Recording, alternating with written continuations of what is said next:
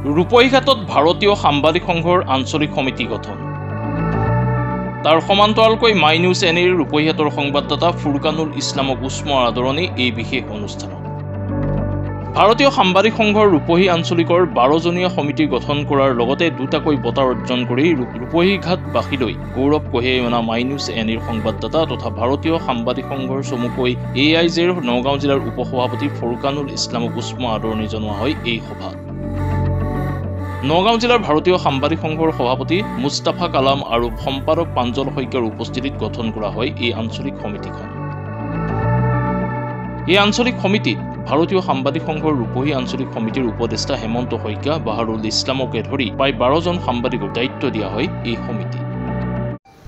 আচলতে association of Indian journalist AIJ বুলি আমি কওঁ, ভাৰতীয় পত্ৰকাৰ সংঘ, এই সংঘৰ নগাঁও জিলা কমিটিৰ অন্তৰ্গত আজি ৰূপহীঘাট আঞ্চলিকৰ 11জনীয়া এটি শক্তিশালী কমিটি গঠন কৰা হৈছে। আজি ৰূপহীঘাটৰ আমাৰ সাংবাদিকসকলৰ বাবে এটি উমৈহতীয়া মঞ্চ হৈছে। আমাৰ সাংবাদিকসকলৰ যিখিনি দুৰ্গতি, যিখিনি যাতনা আৰু যিখিনি কষ্ট হয়, ইয়াৰ পৰা আমি পৰিত্ৰাণ পাবলৈ হ'লে আমি 1 নম্বৰ অস্ত্ৰটো হৈছে আমাৰ ইউনিটি। আৰু ইউনিটিটো হৈছে ভাৰতৰ সৰ্বভাৰতীয় পৰ্যায়ত এটা শক্তিশালী সংগঠন হৈছে ভাৰতীয় এছ'চিয়েশ্যন অফ ইণ্ডিয়ান জাৰ্ণালিষ্ট। আজি ৰূপহীঘাটৰ এইটো আঞ্চলিক কমিটিখন শক্তিশালীভাৱে গঠন কৰা হৈছে। আৰু এই অঞ্চলৰ যিসকল সাংবাদিক আছে, নতুন সাংবাদিক, পুৰণা সাংবাদিক, জুনিয়ৰ, ছিনিয়ৰ, সকলোকে মিলাই আজি যিখন কমিটি গঠন কৰা হৈছে, মই ভাবোঁ ৰূপহীঘাটৰ অঞ্চলৰ বিভিন্ন বা বাতৰিকে আদি কৰি বিভিন্ন ৰাজহুৱা সমস্যা সমাধানৰ ক্ষেত্ৰত আমাৰ ৰূপহীঘাটৰ এই সাংবাদিকসকলে এই সংঘৰ সমিতিয়ে এটা বলিষ্ঠ পদক্ষেপ গ্ৰহণ কৰিব। আৰু ইতিমধ্যে আমি আজি কমিটিখন গঠন কৰাত আমি নগাঁও জিলা কমিটিৰ তৰফৰ পৰা মই আজি সভাপতি হিচাপে উপস্থিত আছোঁ, আমাৰ সম্পাদক প্ৰাঞ্জল শইকীয়া উপস্থিত আছিলে। আৰু আমাৰ সন্মুখত যিসকল সাংবাদিকৰ ইয়াত আমি উৎসাহ আৰু উদ্দীপনা দেখিলোঁ, সঁচাকৈ আমি আনন্দিত হৈছোঁ। আৰু ৰূপহীঘাটৰ যিখিনি ৰাইজৰ যিখিনি সমস্যা আছে, সেইখিনি যাতে সংবাদ মাধ্যমৰ জৰিয়তে আমি চৰকাৰৰ আগত দাঙি ধৰিব পাৰোঁ, তাৰ কাৰণে সকলোকে মই আহ্বান জনাইছোঁ।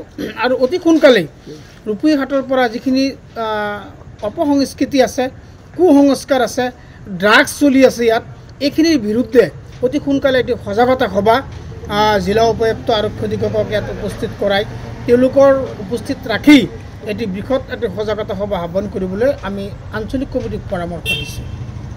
ফুৰকানুল ইছলাম তেওঁ ইতিপূৰ্বে আমাৰ গুৱাহাটী শংকৰদেৱ কলাক্ষেত্ৰত এখন বঁটা কিছুদিন আগত পাইছে। ইতিপূৰ্বে আৰু ডিগবৈত আপোনাৰ দৰ্পণে নিউজ দৰ্পণে আৰু এটা তেওঁক বঁটা প্ৰদান কৰিছে। আমি নিশ্চয় গৰ্বিত হৈছোঁ। ৰূপহীবাসী অঞ্চল আমি এটা গৌৰৱময় উৎকণ্ঠা অনুভৱ কৰিছোঁ।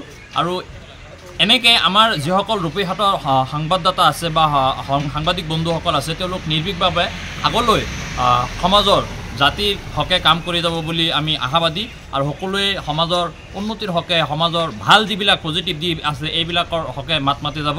আৰু আমি আজি ইয়াত ৰূপহীত আমি সকলোৱে একত্ৰিত হৈ প্ৰায় শতাধিক সাংবাদিক বন্ধুসকল আমি বা সমাজৰ বিশিষ্ট ব্যক্তিসকল, সচেতন মহল, শিক্ষিত মহল, আমাৰ বিভিন্ন দল সংগঠনৰ নেতৃবৰ্গসকল উপস্থিত হৈ আমি আমাৰ ফুৰকানুল ইছলামক উষ্ম ফুলাম গামোচা বিভিন্ন আমি হেৰিৰে আমি আমাৰ ফুৰকানুল ইছলামক উষ্ম আদৰণি জনাওঁ। আগলৈ যাতে নিৰ্ভীকভাৱে সততাৰে সংবাদ জগতৰ গণতন্ত্ৰৰ চতুৰ্থ স্তম্ভ হিচাপে এই স্তম্ভ যাতে বজাই ৰাখি আগলৈ আগুৱাই যাব পাৰে, তাৰ বাবে আমি সকলোৱে আশাবাদী। আৰু সকলোৱে আমি আন্তৰিকতাভাৱে তেওঁলোক আমি শুভেচ্ছা অশেষ অভিনন্দন আমি জ্ঞাপন কৰিছোঁ।